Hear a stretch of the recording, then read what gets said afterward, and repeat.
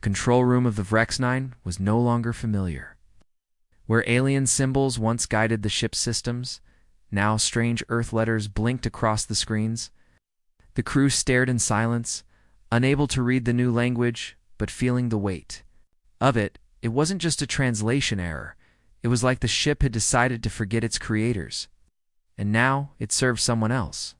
The human stood calmly at the center of the room. No weapons, no armor, just torn clothes and healing skin. But around him, the air felt heavier, like gravity itself leaned toward him. His eyes moved across the screens, understanding everything they showed. Even though no one had taught him, Dr. Rackvell watched from a distance, still trying to process what he was seeing. One of the alien engineers tried to reset the system, hoping to regain control. He pressed a command key, and his hand burned. Real fire. The console sparked and pushed him back. The human didn't even look at him. "It's learning," the human said softly. "Your ship is trying to survive by becoming more like us." Rackvell stepped forward. "Why is it doing this? What is happening to our systems?" The human turned his head. "Because the blood touched them. It saw what your machines were made of. It saw how they speak, how they think. Now it's using that knowledge. You thought you could study us, but you didn't realize." He walked toward one of the holograms, which had reshaped into the form of a human neuron. The glowing threads of memory danced in the air. "We were studying you too." Panic was growing in the ship. All across the decks, Vrex soldiers reported strange problems. Security doors locked without command. Surveillance screens showed only Earth cities. Engines pulsed with strange rhythms.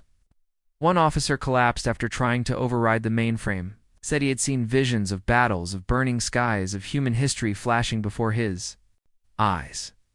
And when they checked his blood, something was wrong.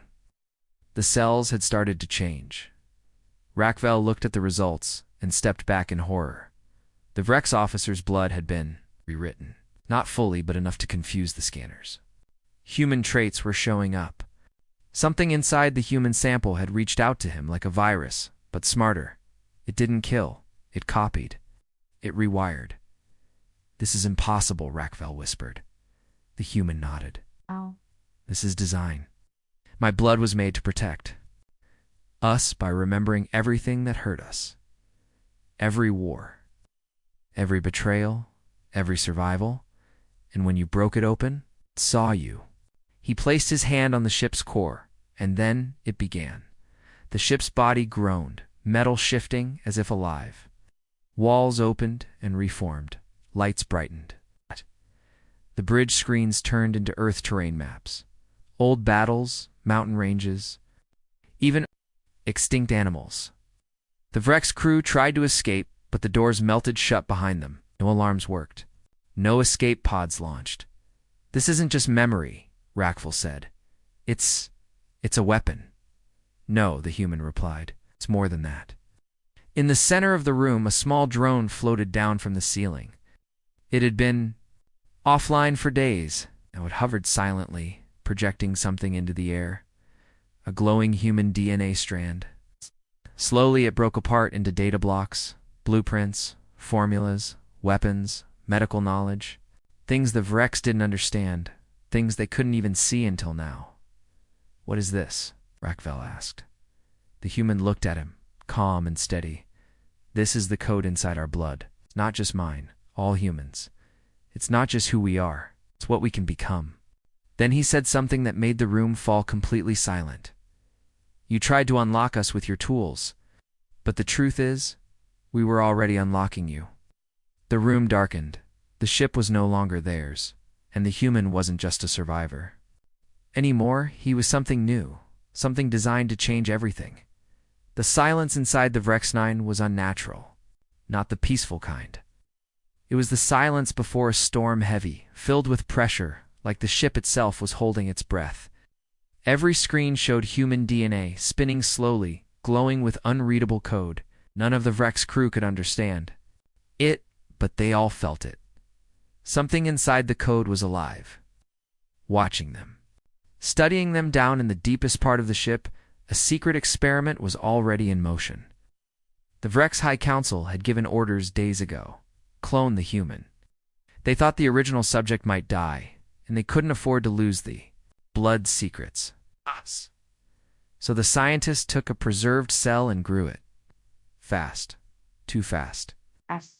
In less than 2 days, the clone had taken shape, and now it was waking up.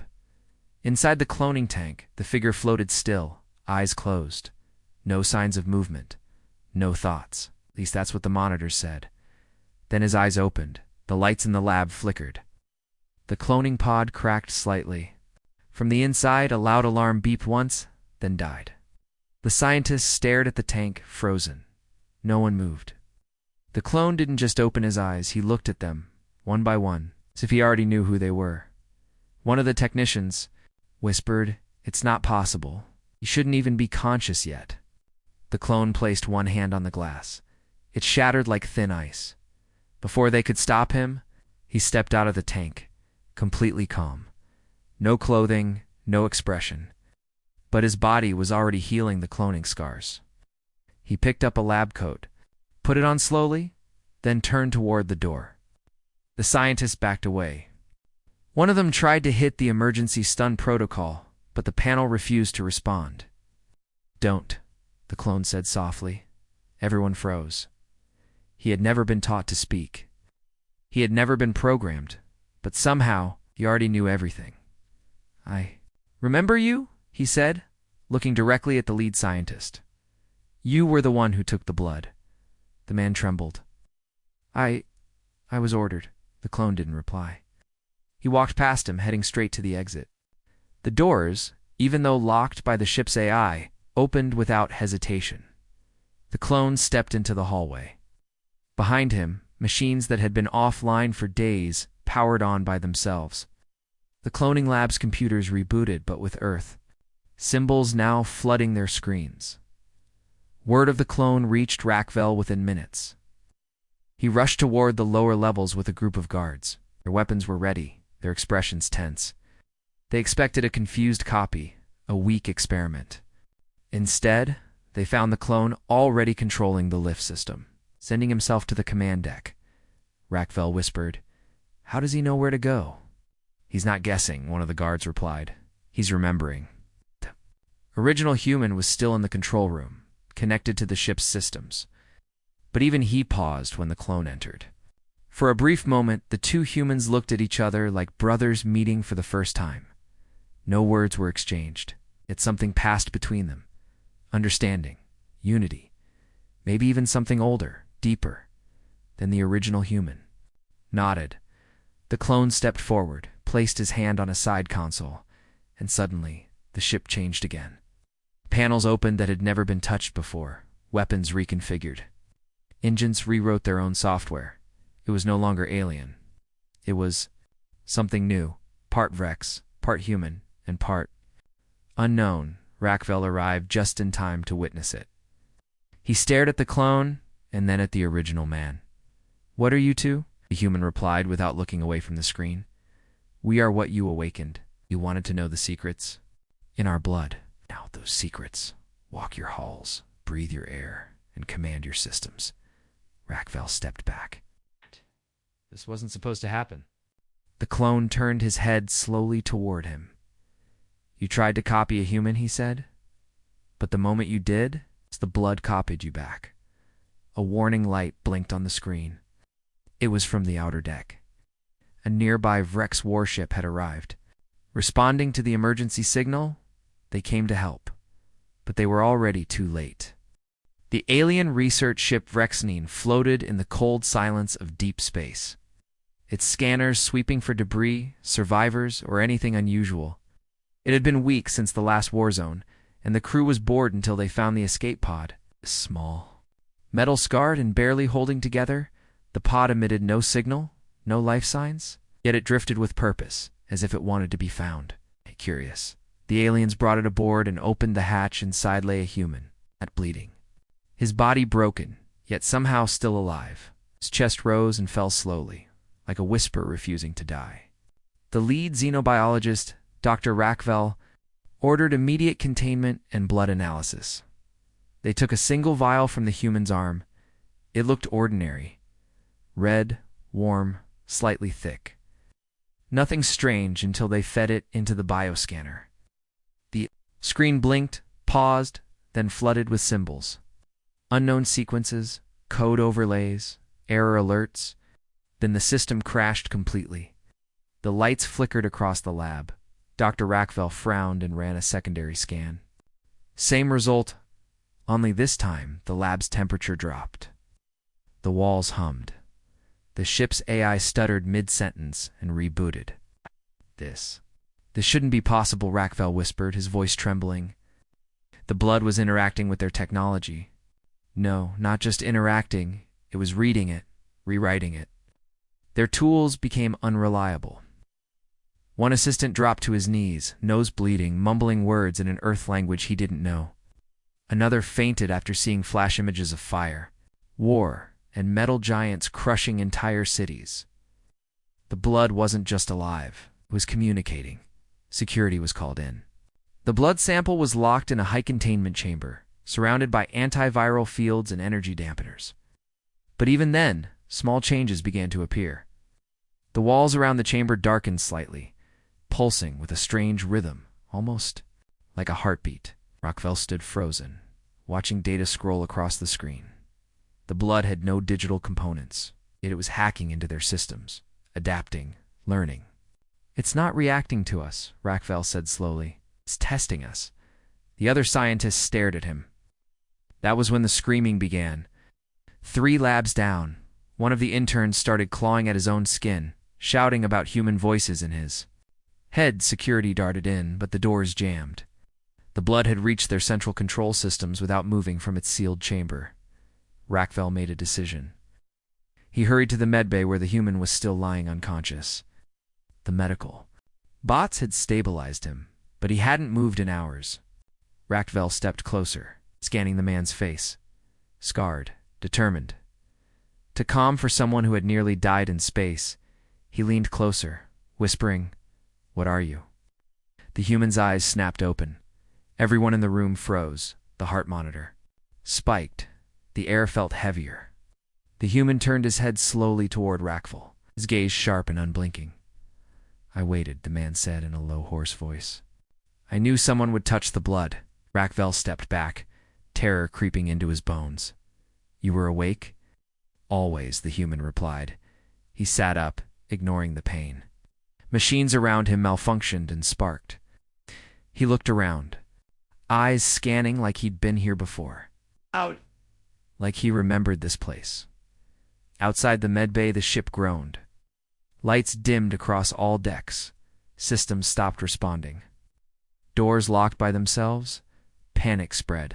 In the command center, the captain demanded answers. But no one could explain what was happening. Only Rackvell knew. His hands were shaking. The blood. It wasn't just a sample. It was a warning. A weapon. It had awakened something inside their ship. Inside their ship hand now. Inside the human before. Anyone could stop him. The man stood, bones still healing, blood still dripping, and walked toward the exit. The doors opened without a touch. The lights followed his steps, and deep within the data core of the VX-9, a signal pulsed in the same rhythm as the blood. This wasn't science anymore. It was something much older and much more dangerous. Dr. Doug Rackvell stood in the hallway, heart pounding, as the human walked past him like a ghost, risen from the grave. The man's steps were slow but steady, as if he was waking from a long sleep and already knew where everything was. Behind him, medbots sparked and short-circuited. The scanners had stopped working. One drone floated near him and dropped from the air, smoke curling from its circuits. Rackvell couldn't move. His hand still held the datapad, but the screen was dead. His mouth was dry, voice trapped in fear. Across the ship, the crew was in chaos. Systems were failing room by room. Lights had turned a dull red, pulsing like a slow heartbeat. Engineers shouted over radios that weren't working anymore. Doors refused to open. Even life support systems were starting to act strange. But no one knew why. Only Rackvell had seen the blood sample before everything went wrong.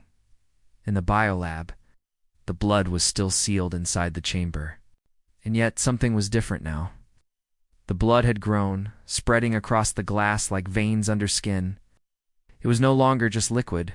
It had formed patterns, not random, but symbols.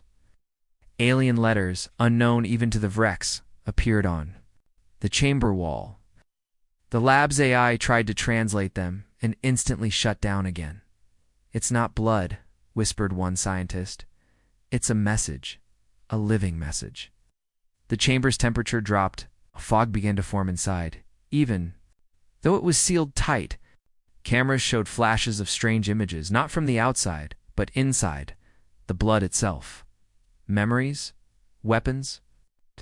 No one knew. But whatever it was, it didn't want to stay still anymore. Back in the corridors, the human was moving closer to the central core of the ship. Security teams tried to intercept him, but their weapons failed to charge. One soldier raised his blaster, and it shattered in his hands without being touched. The man looked at him, just once, and the soldier dropped to his knees, gasping like his lungs forgot how to breathe. The human kept walking. Raquel finally followed, slowly, afraid but unable to look away. The man moved like he had been on this ship before, like every wall and wire answered to him now. He stopped in front of the corridors, thick metal, coated locks, sealed tighter than anything else on board. Without saying a word, the human touched the panel with one finger. The doors melted open. Inside was the heart of the Vrex 9, the central processor. Control systems, memory banks. But as the human entered, something strange happened. The systems started working again. But they weren't in Vrex language anymore. Earth symbols appeared on the screens. The ship wasn't dying. It was changing. Raquel stepped forward. "What do you want?" he asked, voice shaking. The human turned to him. His eyes glowed faintly now, not with fire, but with knowledge. I didn't come here to kill you," he said calmly. "I came to see who would break the blood." Raquel didn't understand. "What is the blood?" "It's not just mine," the human answered. "It belongs to all of us. A memory. A test. A warning. You looked into something you weren't ready to understand." He placed both hands on the control interface. The ship began to hum, power returning in strange waves. But it wasn't Vrex energy anymore. It was human or something older than. Human, hidden deep in their biology. Machines shifted, adapting. Weapons reformed. Screens showed data from Earth, from wars long forgotten, from history buried in DNA. The blood had responded. Now the ship was responding too. Raquel stared at the man, realization finally sinking in. You were never asleep, were you?" The human gave a small, tired smile. "No, I was watching, waiting. The blood remembers everything, and now so do I." Behind him, the ship's lights turned from red to blue, not alien blue, human blue. Outside the Vrex 9, a warship hovered silently. The Baruchtel, bigger, stronger, built for battle. Its sharp black hull gleamed under the cold light of a distant star. The crew inside was ready. Over 100 soldiers, fully armed, waited for orders. They had received the distress call, but no voice followed, just static. And then silence. Commander Talvok stared at the screen. No response, no signals. "But life signs are still on board," he said. His second in command looked nervous. "Should we dock and investigate?" Talvok hesitated. "Yes. Prepare the breach team. Full armor. Assume the ship is compromised." Moments later, 3 assault ships launched and locked onto the Vrex 9. Mechanical arms reached out, attaching. To the hull, soldiers began cutting through the airlock. Inside, the Vrex scientists had already sealed themselves in lower chambers, too afraid to move. The original human remained in the control room. The clone stood beside him. "There. Coming," the original said. The clone nodded. "Let them." The airlock opened. The breach team stormed in, weapons raised. They expected screams, broken walls, maybe fire. But what they found was silence. Lights glowed dimly. The corridors were clean. Too clean. Not a trace of blood. Or fighting, no signs of damage. Just cold, perfect stillness. The walls had changed. They looked smoother, darker. Some parts pulsed faintly, like they were breathing. The soldiers moved carefully, eyes scanning every corner. Suddenly one of them stopped. Did this hallway just move? Before anyone could answer, the lights went off. Complete darkness. Then a soft hum. The walls began to shift, not fall apart, but reshape. Panels folded, ceilings stretched. The ship was rebuilding itself. "Fall back," the commander shouted, but it was too late. The door behind them closed like a living mouth, sealed. Lights returned now. Glowing blue. Not Vrex blue, human blue dot. Back in the control room, the clone placed his hand on the panel again. Screens lit up. A new window opened. One showing every corner of the ship and the Baruch Tel outside. "They've boarded," he said. "They won't leave," the original replied. Rackvel was watching everything. He stood in a corner, no longer trying to escape. His voice was low. "You're turning the ship against them." "No," the human said. "The ship chose." The clone walked to another terminal. His fingers moved fast. Commands appeared. In a language the Vrex had never seen. The ship's outer weapons powered on, not Vrex weapons anymore. Their old systems were gone. These were sharper, sleeker, new. The Baruchtal finally noticed. On their bridge. Commander Talvak's screen showed something impossible. The Vrex 9 was growing metal tendrils from its hull, arms made of unknown alloy. One aimed directly at them. "What is that?" Talvak shouted. Before they could raise shields, the energy beam fired. It didn't explode. Cut clean, fast. A slice right through the Baruchtel's main cannon. No sound, no warning. Just destruction inside the Vrex -9, the clone spoke calmly. That was a warning shot. Talvak gave the order to retreat. Engines flared. The warship began turning away, but the ship wouldn't let it go. Tendrils shot forward and latched onto. The Baruchtel engines failed. Lights blinked. Weapons shut down. The entire ship was now trapped, connected to the Vrexanine, like prey caught in a web. Rackvel turned to the human. "Why are you doing this?" The human looked at him, and for the first time his voice carried anger. "You wanted to weaponize us. You've studied our pain, our history, our blood, without permission. You thought you were in control, but now, the blood remembers you, and so do we." Rackvel stepped back, trembling. The clone stared at the trapped warship on the screen. "They called our species primitive, weak, but they never saw what was hidden in our DNA. DNA, Rackvel whispered. "Everything," the human replied. "Survival, memory, rage, and now, dilution." Outside the window, the Baruchtel powered down completely. It wasn't just captured. It now belonged to the blood. The Baruchtel floated dead in space, systems frozen, its crew unable to move. From the outside, it looked like a proud warship. But on the inside, it was already changing. Lights flickered in strange rhythms. Doors refused to open. The crew tried to reboot the engines, but the screens now displayed Earth symbols, flickering like a heartbeat.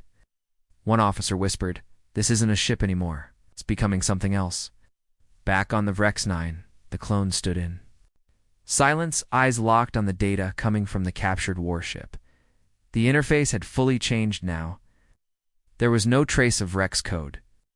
The screens showed DNA patterns, old Earth languages, and detailed human memories stored like files. Weapons, data biology logs, historical events. But most shocking of all, the blood had unlocked something else, a file, one that shouldn't exist. It wasn't just memory, it was an archive. The human looked at it closely. Inside were blueprints, not for machines, but for species. Creatures that no longer lived, beings that had died out before humans ever built cities. The blood had somehow recorded their knowledge, their technology, and kept it hidden inside the human genome. Dr. Rackvel stared at the screen, eyes wide with fear. This is not just a biological defense. This is an ancient record." The human nodded. "Every war we survived, every extinction we avoided, left something behind. Our ancestors didn't leave it in books, they left it in us. The clone turned to Rackvel. We weren't the first intelligent life on Earth, but we were the ones who inherited everything. Rackvel stepped closer. You mean your blood is carrying extinct intelligence? No, the human said. It's carrying extinct civilizations. The archive began unlocking piece by piece. The ship translated the data into usable forms, weapon schematics, healing technology, energy systems beyond what the Vrex even imagined. One screen showed a healing pod made from living cells. Another showed a gravity engine that required no fuel. Another displayed a particle weapon that bent time in small pulses. Rackvel's legs weakened. You're unlocking power that even the Empire fears. The clone replied without emotion, We're not unlocking it. You are. The scientist looked confused. You were the key, the human explained. When you studied our blood, you activated the archive. The blood needed to feel threatened, tested before it would open, and your curiosity gave us that trigger. Outside, the Vrex-9 began to change again. Surface shifted, forming new plates and weapons from stored memory. It no longer looked like a science vessel. It looked like something from Earth's distant future, or maybe its ancient past. Inside the trapped warship, the Vrex crew had begun to panic. Some had already passed out after touching infected panels. One captain reported seeing visions of Earth animals and strange dreams of fighting in wars that never happened.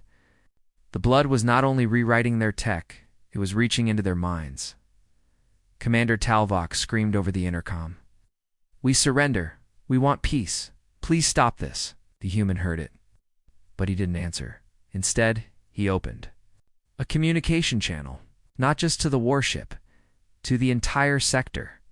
Every ship, station, colony within reach suddenly received a message. It wasn't spoken in words. It was shown in images. Earth rising in the darkness. A single drop of blood falling into space. Timeline stretching back thousands of years. Fires, wars, survival, pain, growth, and finally, transformation. Then came the sentence. The blood remembers, and it has chosen. Around, as the ship's system synced with the signal, what happens now? He asked softly. The clone answered first. Now the galaxy sees what you woke up, and what if they want to stop it? Rackvel whispered. The original human turned toward him. Eyes no longer looked tired. They burned with something. Ancient. Something unbreakable. Then they'll learn, he said. You don't silence the blood, you survive it. Or you join it. The broadcast spread like wildfire. Across the galaxy, ships stopped mid-journey. Space stations paused operations. Millions of beings, military leaders, scientists, traders, even pirates saw the same images. Earth, fire, blood, evolution. And that final message? The blood remembers. And it is chosen. No one knew what it meant, but they all felt it. A deep ancient fear, like something powerful had been sleeping, and now it was fully awake. In the Vrex Empire's capital, alarms blared, councils met in secret rooms. Generals shouted across screens. Scientists rewatched the transmission over and over, trying to decode it. But the blood wasn't speaking in code, it was speaking in truth. Back aboard the Vrex-9, the human and his clone watched the signal finish its cycle.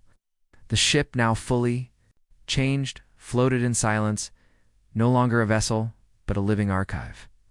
Part machine, part memory, and entirely something new. They heard it, the clone said. All of them.